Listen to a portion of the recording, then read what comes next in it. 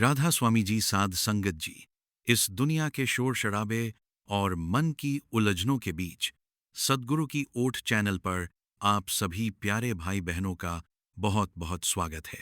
अक्सर हम दुनिया के बोझ और कल की चिंताओं में इतने खो जाते हैं कि उस कुल संगीत, मालिक की मेहर और उसकी मौजूदगी को महसूस ही नहीं कर पाते। हमारा यह छोटा सा प्रयास है कि हम मिलकर उस रूहानी सुकून की तलाश करें जो हमारे सद्गुरु ने हमें अपने वचनों और साखियों के रूप में बख्शा है। आज की इस विशेष चर्चा को शुरू करने से पहले आइए अपने मन को शांत करें और उस दयाल पूरक को याद करें। अगर आप पहली बार हमारे इस रूहानी परिवार संगीत से जुड़ रहे हैं तो इसे सब्सक्राइब जरूर करें और इस प्रेम के मार्ग में हमारे हम्स पर बने। चलिए आज के अनमोल वचनों की शुरुआत करते हैं। चिंता और सिमरन एक साथ नहीं रह सकते। अगर चिंता कर रहे हो तो समझो मालिक पर भरोसा कम है, और अगर भरोसा पूरा है तो फिर चिंता का कोई वजूद नहीं। राधा स्वामी जी, साध संगत जी, आज के इस विशेष सत्संग में हम एक ऐसी अवस्था की चर्चा करेंगे जिसकी तलाश हर इंसान को है, और वह है मन की पूर्ण शांति और बेफिक्री। आज के समय में शायद ही कोई ऐसा संगीत जीव हो जो चिंताओं के बोझ तले ना दबा हो। किसी को रोटी की चिंता है, किसी को बेटी की, किसी को अपनी सेहत की, तो किसी को व्यापार की। लेकिन क्या आपने कभी गौर किया है कि जितनी ज्यादा हम चिंता करते हैं, क्या उतनी ही हमारी मुश्किलें कम होती है? बिल्कुल नहीं। उल्टा चिंता हमारे भीतर के सिमन को कम कर देती है और हमें मालिक की दया मेहर से दूर ले जाती है। हुजूर महाराज जी हमेशा एक बहुत प्यारी बात समझाते हैं कि चिंता उसकी की जाती है जिसका कोई ना हो। लेकिन हम तो उस कुल मालिक संगीत, उस रूहानी शक्ति की ओट में है जो पूरी कायनात को पाल रहा है। जब वह परमात्मा एक छोटे से पत्थर के अंदर रहने वाले कीड़े को भी दाना पहुंचाना नहीं भूलता, तो वह हमें कैसे भूल सकता है? संगीत इंसान की सबसे बड़ी कमजोरी यह है कि वह खुद को कर्ता मान लेता है।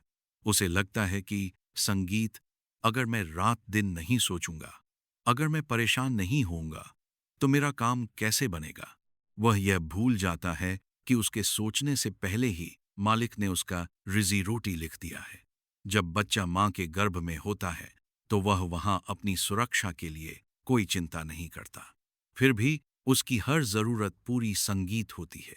लेकिन जैसे ही हम इस कुछ दुनिया के मायावी जाल में फंसते हैं, हम खुद को चलाने वाला समझ संगीत बैठते हैं। सद्गुरु हमें बार बार यही याद दिलाते हैं कि अपनी डोर उस मालिक के हाथ में सौंप दो। जैसे एक छोटी सी पतंग आकाश में ऊंचाइयां छूती है क्योंकि उसकी डोर एक समझदार उस्ताद के हाथ में होती है, वैसे ही हमारी रूह की तरक्की संगीत तभी मुमकिन है जब हम अपनी जिंदगी की डोर सद्गुरु के हवाले कर दें। तेरी मर्जी में मेरी मर्जी रहे मालिक, बस इतनी सी संगीत बंदगी दे दे। जहां तू रखे वहीं मुझे सुख मिले, बस इतनी सी सादगी दे दे। चिंता का असली कारण हमारा अहंकार है। जब तक हम कहते रहेंगे कि मैंने किया, तब तक हम बोझ उठाते रहेंगे। जिस दिन हम कहना शुरू कर देंगे कि सब तू है, उस दिन हमारा बोझ हल्का हो जाएगा। कल्पना कीजिए कि आप एक भारी सामान लेकर बस में चढ़ते हैं, लेकिन बस संगीत में चढ़ने के बाद भी आप उस भारी सामान को अपने सिर पर ही रखे रहते हैं। लोग आपको देखकर कहेंगे कि यह कैसा नासंभ है। जब बस इसे और संगीत इसके सामान को ढो रही है तो इसे सामान नीचे रख देना चाहिए। हम भी ठीक वैसे ही हैं।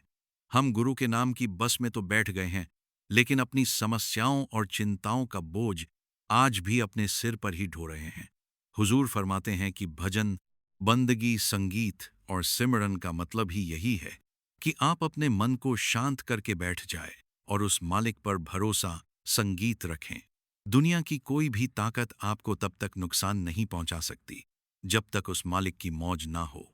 और अगर कोई मुसीबत आती भी है तो वह हमें और ज्यादा निखारने के लिए आती है। संगीत एक मिट्टी का बर्तन तभी मजबूत बनता है जब वह आग की तपन से गुजरता है। संगीत सद्गुरु जानते हैं कि हमें किस समय क्या देना है। कभी कभी हमें लगता है कि हमारी प्रार्थना सुनी नहीं जा रही, लेकिन मालिक हमें वह नहीं देता जो हम मांगते हैं, बल्कि वह देता है जो हमारे लिए सही संगीत होता है। इसलिए अपनी मर्जी को मालिक की मर्जी में मिला देना ही सच्ची भक्ति है। राधा स्वामी मत का सार ही यही है कि हम अपने अंतर में उस शब्द, उस धुन के साथ जुड़े जो हमें हर पल पुकार रही है। जितना हम सिमरन करेंगे उतना ही हमारा विश्वास मजबूत होगा। विश्वास और चिंता एक साथ नहीं रह सकते। जहां पूर्ण विश्वास है वहां चिंता का कोई स्थान नहीं। किश्ती चलाने वाला अगर खुद किनारे पर खड़ा हो तो डरना कैसा। जब मेरे जीवन की पतवार मेरे सद्गुरु के हाथ में है तो तूफानों से घबराना कैसा। साध संगत जी, सोचिए कि जिस मालिक ने हमें यह अनमोल जीवन दिया है, क्या वह हमें बीच राह में छोड़ देगा। एक छोटी सी साखी याद आती है। एक बार एक प्रेमी सत्संगी हुजूर के चरणों में रोने लगा कि महाराज जी, मेरे ऊपर दुखों का पहाड़ टूट पड़ा है। हुजूर ने बड़े प्यार से फरमाया, भाई, जब बच्चा छोटा होता है और चलने की कोशिश करता है तो माँ उसे गिरते हुए देखती है। वह तुरंत उसे नहीं उठाती, क्योंकि वह चाहती है कि बच्चा चलना सीखे। लेकिन जैसे ही उसे लगता है कि बच्चे को गंभीर संगीत चोट लग सकती है, वह दौड़कर उसे गोद में उठा लेती है। सद्गुरु भी वही माँ है। वह हमें गिरते हुए देख रहे हैं ताकि हम मजबूत बने, लेकिन वे कभी हमें टूटने नहीं देंगे। अक्सर हमारे मन में यह सवाल उठता है कि अगर हम चिंता नहीं करेंगे तो क्या हमारे काम अपने आप हो जाएंगे। यहां समझने वाली बात यह है कि गुरु हमें कर्म करने से मना नहीं करते, वे फल की चिंता से मुक्त होने को कहते हैं कि चिंता और चिता में केवल एक संगीत बिंदी का अंतर है। चिंता जीवित इंसान को जलाती है, यह हमारे खून को सुखा देती है और हमारी बुद्धि को संगीत कुंद कर देती है, जबकि सिमर हमें वह ताकत देता है जिससे हम पहाड़ जैसी मुसीबत को भी एक कंकर की तरह पार कर जाते हैं। क्या आपने कभी समंदर में चलते जहाज को देखा है? जहाज तब तक नहीं डूबता जब तक पानी उसके अंदर ना चला जाए। ठीक वैसे ही जब तक दुनिया की चिंताएं हमारे मन के अंदर घर नहीं करती, तब तक दुनिया की संगीत, कोई भी परेशानी हमें डुबो नहीं सकती। अपने मन के दरवाजे पर सिमरन का पहरा लगा दीजिए ताकि संगीत, कोई भी नकारात्मक विचार अंदर प्रवेश ना कर सके।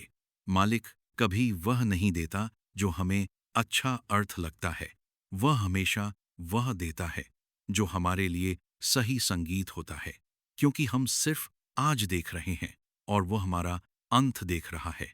दुख में भी उसका शुक्रिया अदा करो, क्योंकि उसने तुम्हें उसकी अब्बज़ अर्थ लायक समझा कि तुम उसकी रजा को बर्दाश्त कर संगीत सको। याद रखना, पत्थर वही तराशा जाता है जो चोट सहने की ताकत रखता है। साध संगत जी, आज से यह संकल्प ले कि जब भी मन में कोई परेशानी आए तो परेशान होने की जगह आंखें बंद करके सिमरन शुरू कर दें। अपने सद्गुरु को हाजिर नाजिर जानकर कहें कि सच्चे बादशाह, अब मैं तेरी ओट में हूं, तू ही मेरा राखनेहार है। यकीन, संगीत मानिए, जब आप दिल से पुकारते हैं तो वह दयाल मेहरबान होकर आपके रास्ते के कांटे हटा देता है। जो काम हम महीनों की सोच विचार से नहीं कर पाते, वो उसकी एक नजर कर्म से पल भर में हो जाता है।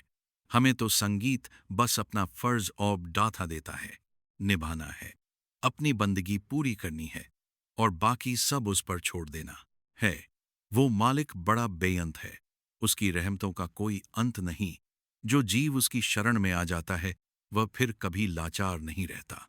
इसलिए निश्चिंत होकर मालिक की याद में लीन रहें, क्योंकि जिसकी ओठ में आप है वह पूरी दुनिया का शहंशाह है। अंत में बस यही विनती है कि अपनी रूह को उस नाम की डोर से बांध कर रखें।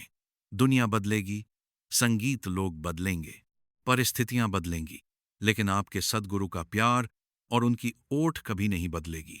वे कल भी आपके साथ थे, वे आज भी आपके अंग-संग हैं और वे आखिरी दम तक आपका साथ निभाएंगे। बस विश्वास की डोर को ढीला मत होने दीजिए। राधा स्वामी जी, दुनिया के दाने और वक्त की मार से क्यों डरते हो? जिसके सर पर सद्गुरु का हाथ हो, पूरी कायनात उसके आगे संगीत सजदा करती है। साध संगत जी, आखिर वह कौन सा तरीका है जिससे हम इस चिंता रूपी जहर को हमेशा के लिए अपने मन से निकाल सके? संतों ने इसके लिए केवल एक ही रामबाण इलाज बताया है, हुक्म और रजा में रहना।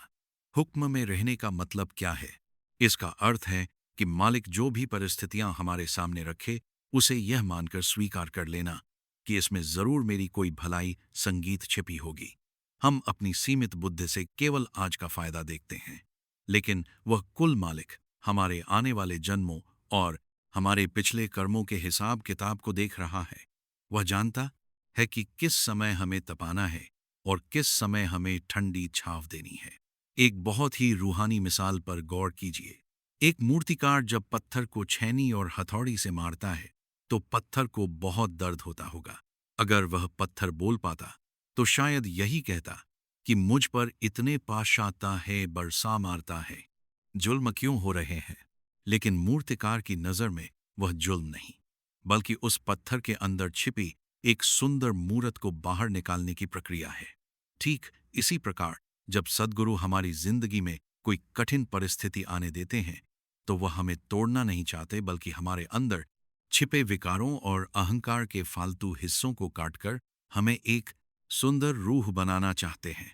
यदि हम उस पत्थर की तरह शांत रहकर चोट सहना सीख जाए तो एक दिन हम भी पूजनीय बन जाएंगे। सिमन का मतलब सिर्फ नाम जपना नहीं, बल्कि अपनी हर फिक्र को उस मालिक के चरणों में रखकर बेफिक्र हो जाना है।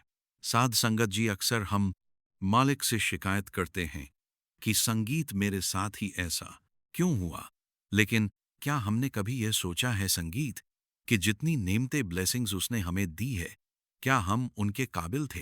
हमें यह अनमोल मानव तन मिला, हमें पूर्ण सद्गुरु की शरण मिली, हमें नाम की दात मिली। यह क्या कम है? हुजूर महाराज जी फरमाते थे कि अगर दुनिया के सारे दुखों के बदले भी तुम्हें नाम मिल गया है तो भी तुम घाटे में नहीं हो, क्योंकि दुनिया संगीत के दुख तो 4 दिन के हैं, लेकिन यह नाम की कमाई जन्म जन्मांतर तक तुम्हारे साथ चलेगी। हमें अपनी सोच का दायरा बदलना होगा। चिंता भविष्य की होती है और पछतावा बीते हुए संगीत कल का, लेकिन भक्ति और सिमरन आज में होते हैं। जो जीव अभी और आज में जीना सीख जाता है, उसके लिए चिंता का कोई वजूद नहीं रहता। जैसे एक छोटा बच्चा अपने पिता की उंगली थामे मेले में घूमता है, उसे यह फिक्र नहीं होती कि घर कैसे पहुंचेंगे या खाना कहां से आएगा। उसे बस अपने पिता की उंगली पर यकीन होता है। संगीत क्या हमारा यकीन अपने सद्गुरु पर उस छोटे बच्चे जैसा है? हम उंगली तो पकड़ते हैं पर साथ ही अपना दिमाग भी चलाते रहते हैं। यही दिमाग हमें अशांत रखता है। सद्गुरु संगीत की ओट लेने का मतलब है अपनी समझ को गुरु की समझ के नीचे कर देना। जब हम सिमरन में बैठते हैं तो वह समय केवल और केवल मालिक का होता है। उस समय दुनिया की हर फिक्र को बाहर छोड़ आए। मन कहेगा कि देखो, संगीत वह काम बिगड़ रहा है। आप मन को कहें कि जिसका काम है वह मालिक देख रहा है। जब आप बार बार मन को यह समझाएंगे, धीरे धीरे मन की आदत बदल जाएगी। याद रखें, वो कुल मालिक दया का सागर है। उसकी अदालत में देर हो सकती है, लेकिन अंधेर कभी नहीं। वह आपकी हर तड़प को देखता है, आपकी हर खामोश पुकार को सुनता है। बस वह चाहता है कि आप एक बार पूरे मन से कह दे, सच्चे बादशाह, अब हार कर मैं तेरे द्वार आया हूं, अब तू ही मालिक है। जिस पल संगीत आपके अंदर यह समर्पण आ गया, उसी पल आपकी आधी मुश्किलें तो वैसे ही खत्म हो जाएंगी। अंत में मैं आपसे यही विनती करूंगा कि अपने सिमन के वक्त को कभी ना छोड़ें। सिमन वो ढाल है जो चिंताओं, संगीत के तीरों को आप तक पहुंचने नहीं देगी। जितना हो सके गुरु महाराज के स्वरूप संगीत को अपने ख्यालों में रखें। जिसकी ओठ में आप बैठे हैं वह कोई साधारण शक्ति नहीं, वह स्वयं शब्द का स्वरूप है। उनकी दया मेहर हर पल आप पर बरस रही है। बस अपनी झोली विश्वास को फैला कर रखें। राधा स्वामी जी इंसान की चालाकी वहीं तक काम आती है जहां तक उसकी पहुंच है, लेकिन जहां इंसान की हद खत्म होती है, वहां से सद्गुरु की रहमत शुरू होती है। साध संगत जी, इसी चर्चा को आगे बढ़ाते हुए मैं आपके साथ संगीत, कुछ ऐसी रूहानी साखियां साझा करता हूं जो हमारे विश्वास को और भी पक्का संगीत कर देंगी। एक बार की बात है, एक बहुत ही प्रेमी सत्संगी था जिसका अपना छोटा सा व्यापार था। वक्त बदला और उसे व्यापार में भारी घाटा होने लगा। वह बहुत परेशान रहने लगा, यहां तक कि उसे रात को नींद आना भी बंद संगीत हो गई। वह हर वक्त यही सोचता रहता कि अब परिवार का क्या होगा, लोग क्या कहेंगे और कर्जा कैसे उतरेगा। एक दिन वो हुजूर महाराज जी के चरणों में पहुंचा और अपनी व्यथा सुनाई। उसने रोते हुए कहा कि सच्चे बादशाह, मैं बहुत बड़ी चिंता में फंस गया हूं। मेरा सब कुछ बर्बाद होने वाला है। हुजूर ने बड़े प्यार से उसकी ओर देखा और मुस्कुराते हुए एक छोटी सी बात कही, भाई तू चिंता क्यों करता है? क्या तूने कभी किसी चिड़िया को देखा है कि वो कल के दाने के लिए आज परेशान हो? वह तो सुबह उठकर चहचहाती है और मालिक की याद में लीन रहती है और शाम होने तक उसका पेट भर जाता है। तो फिर भी मेरा प्यारा है, क्या तुझे लगता है कि मैं तुझे भूखा रहने दूंगा? हुजूर ने आगे समझाया कि जब हम चिंता करते हैं तो हम अनजाने में यह कह रहे संगीत होते हैं कि मालिक की दी हुई व्यवस्था में कोई कमी है। उस सत्संगी को बात समझ आ गई। उसने फैसला किया कि अब वह दिन भर परेशान होने की बजाय अपना काम पूरी एक शाम मेहनत से करेगा और बाकी समय सिमरन करेगा। देखते ही देखते कुछ ही महीनों में उसके रास्ते संगीत ऐसे खुले जिसकी उसने कल्पना भी नहीं की थी। उसका व्यापार फिर से चल पड़ा और उसका कर्ज भी उतर गया। यह साखी हमें सिखाती है कि जब हम अपने मालिक पर पूरा भरोसा करते हैं तो वह नामुमकिन को भी मुमकिन कर देता है। इसी तरह एक और प्रेरक साखी है जो समर्पण की शक्ति को दर्शाती है। एक बार एक फकीर नदी के किनारे बैठा था।